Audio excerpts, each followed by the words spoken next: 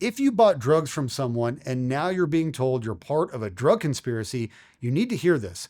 One of the most common things I see in my practice is prosecutors trying to turn drug buyers into drug conspirators. They take someone who was nothing more than a customer and try to hold them responsible for an entire drug distribution operation.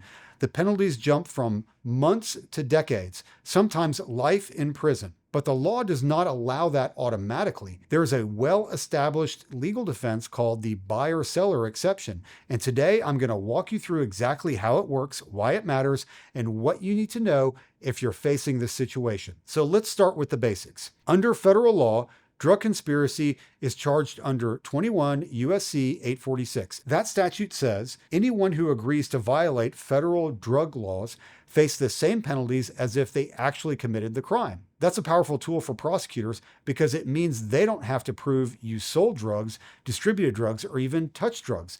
They just have to prove you agreed to be part of a scheme to do those things. But here's the critical point. Federal courts have consistently held that simply buying drugs from someone is not the same as agreeing to join their distribution operation. The buyer's goal is to get drugs. The seller's goal is to make money. Those are two different objectives, not a shared criminal plan. The Fifth Circuit, which is the federal appeals court that covers all of Texas, has been very clear about this. In a case called United States versus Maseratti, the court ruled that a buyer-seller relationship without more will not prove a conspiracy.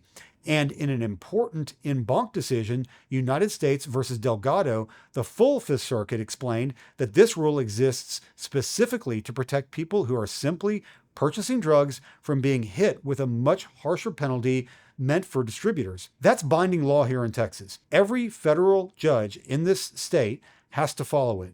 Now, you might be wondering why the distinction between buyer and conspiracy matters so much. It comes down to sentencing. If you're convicted of a simple drug possession, your sentence is based on what you had. But if you're convicted of a drug conspiracy, your sentence is based on the total drug quantity of the entire conspiracy for the time you were allegedly involved. That could be every gram that every other person in the operation handled. For cocaine, that could trigger a 10-year mandatory minimum at 5 kilograms. For methamphetamine, 50 grams. A person who bought a few grams for personal use could end up being sentenced based on hundreds of kilograms they never saw. And it gets worse. Under something called the Pinkerton doctrine, every member of a conspiracy can be held responsible for any foreseeable act committed by another member of the conspiracy. That means if someone in the conspiracy committed an act of violence or had a firearm, those charges can be attributed to you, even if you had nothing to do with it, and even if you didn't know about it, as long as it was foreseeable. That is why the buyer-seller exception is not some minor legal technicality. It is the difference between going home and going to federal prison for a very long time. So how do prosecutors try to get around the buyer-seller exception? Because believe me, they try. The most common tactic is pointing to repeated purchases. If you bought from the same person multiple times, prosecutors will argue that a pattern shows that you had an ongoing agreement to participate in the drug trade. They'll pull your phone records, text messages, and surveillance and try to paint you as more than just a customer. But the Fifth Circuit has said that's not enough on its own. The United States versus Galvan, the court said it is not enough for the evidence to merely establish a general sense of criminal activity. You need proof of an actual agreement to distribute, not just proof that transactions happened.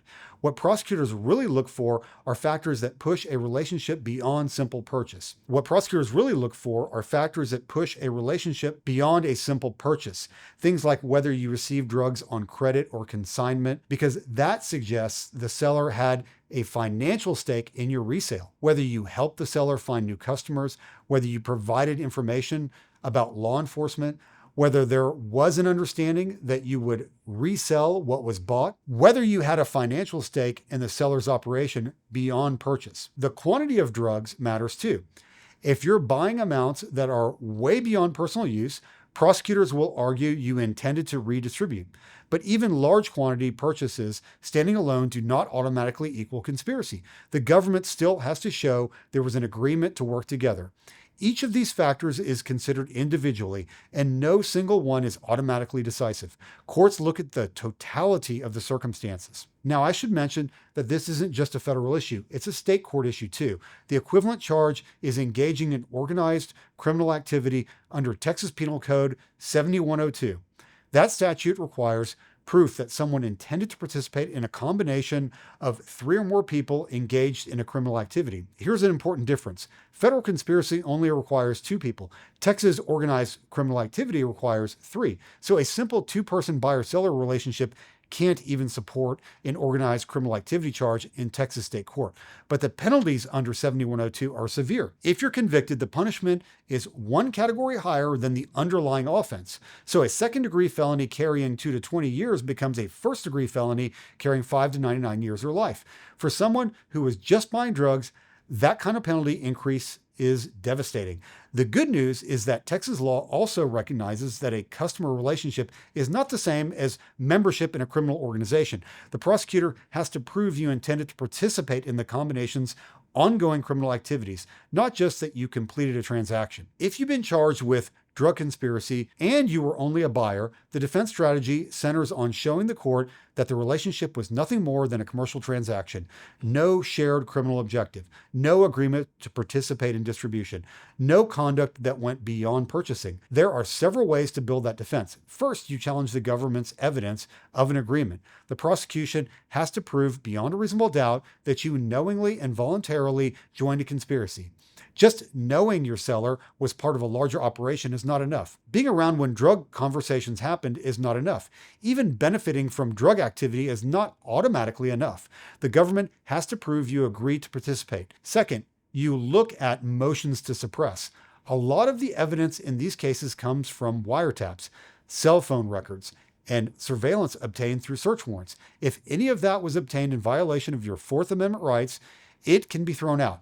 And in a buyer-seller case where the evidence connecting you to the conspiracy is often thin, losing even one key piece of evidence can collapse the government's case. Third, you attack the credibility of the cooperating witnesses. Federal drug conspiracy cases lean heavily on testimony from co-defendants who cut deals with the government.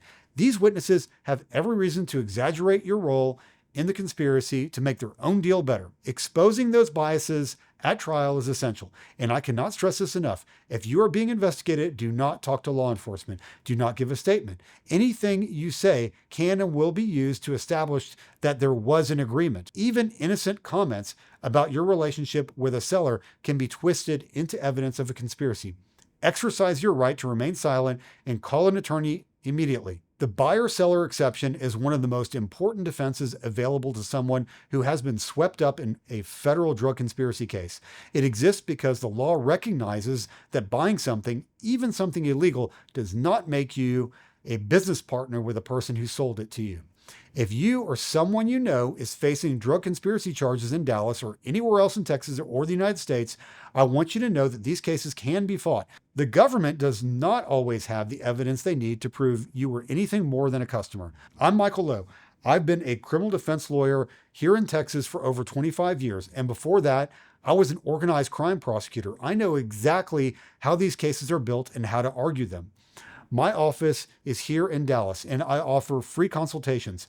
You can reach me at 214-526-1900. Don't wait. The earlier you get a defense attorney involved, the better your chances.